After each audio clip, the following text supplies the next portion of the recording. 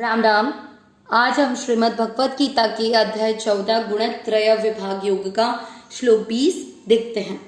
श्लोक को बहुत ध्यान से देखें। आज के श्लोक में मात्राओं का विशेष ध्यान रखना आवश्यक है।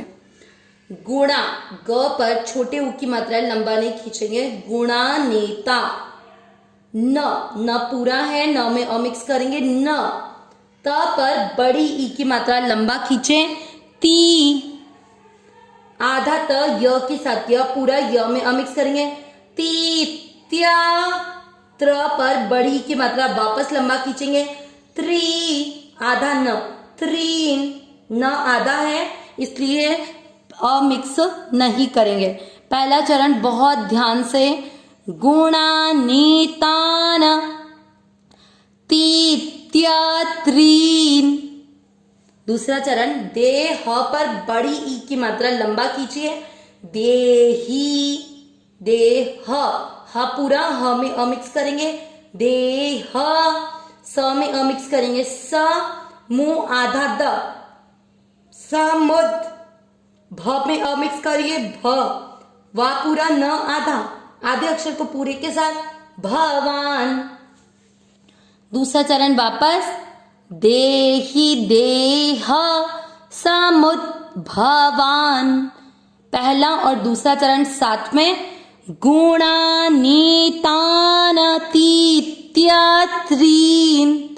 देही देह समुद भवान। अब इसमें जो आधा द और भ है वो ऐसे बना है। इसमें आप देखेंगे द आधा है, द के नीचे हलन, और भ आपको पूरा लिखा हुआ दिख रहा है इसलिए भ पूरा, द आधा भ पूरा।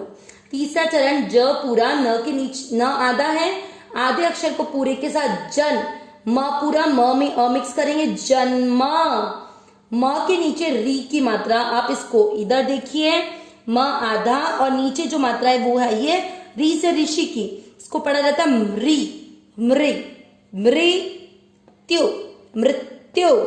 ज पूरा ज में अमिक्स करेंगे। जरा, दू, इसको उच्चारण करते हैं यहाँ पर थोड़ा आघात लगता है। ख पर आई की मात्रा दुखई और र आधा दुखैर, दुखैर। तीसरा चरण वापस। जन्म मृत्यु जरा दुखैर। चौथा चरण विमुक्तो। देखिए वी को अलग नहीं करना है, मात्रा छोटी है इसलिए इसके साथ पढ़ा रहेगा विमुक्तो। अब आधा का मुंह के साथ पढ़ा ना, विमुक्तो। ये एस जैसा जो है ये है अवग्रह। अवग्रह का क्या काम होता है कि इसके पहले जो मात्रा है तो इसको आपको लंबा खींचना है। एक तो आप बोलते हैं विमुक्तो और जैसे ही अवग्रह आ गया तो आपको पढ़ना है विमुक्तो। म के नीचे री की मात्रा री, त पूरा त में अमिक्स करेंगे। विमुक्तो मृत, म के साथ आधा श, मश नुते। चौथा चरण वापस। विमुक्तो मृतमश्नुते। तीसरा और चौथा चरण साथ में। जन्म मृत्यु जरा दुखैर विमुक्तो मृतमश्नुते। पूरे श्लोक का उच्चारण एक साथ करेंगे। गुणानीतान तीत्या त्रीन। देहि देह समुद भवान। जन्म मृत्यु जरा दुखैर विमुक्तो मृतमश्नुते। एक बार वापस। गुणानीतान तीत्या त्रीन।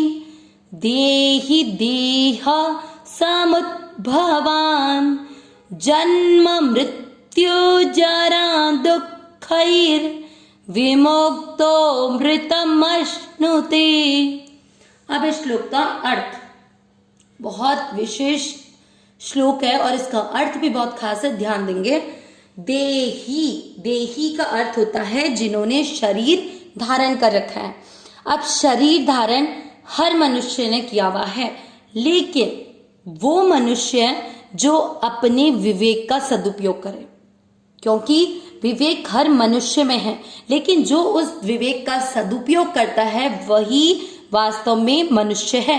क्योंकि जंतुओं से और मनुष्य में यही एक तुलनात्मक है कि कि उनके पास विवेक नहीं होता और हमारे पास विवेक है। तो देही जो विवेकवान मनुष्य है, देह यानी शरीर, समुद्भवान यानी उत्पन्न करने वाला, शरीर को उत्पन्न करने वाला। कौन? अब इसमें देखेंगे आप इस शब्द को, ये दो शब्दों को मिलके बना है, गुणान और एतान। देखेंगे गुणान, आधा न यहां से, फिर ये है एक की मात्रा, ए पूरा बन गया, एता और न में आधा, एतान। ठीक है, गुणान यानी गुण और एतान यानी ये, न भी अमिक्स किया था, ये आधा न तो इधर आ गया, पूरा बनने के लिए अतिथ्य, अतिक्रमण करके, त्रीन यानी तीन। अब देखिए क्या मतलब हुआ, जो विवेकवान मनुष्य है वो शरीर को उत्पन्न करने वाले इन तीन गुणों को अतिथ्य यानी अतिक्रमण करके, उन पे कंट्रोल पाकर, जन्म लेना, मृत्यु मरना, जरा यानी बुढ़ापा, दुखित इस दुख से विमुक्त होते हैं, अलग होते हैं। अब अमृतम, यहां पर भी दो शब्दों से टूट के बनेगा ये अमृतम, और आधा अ इसके साथ जुड़ के अश्नुते।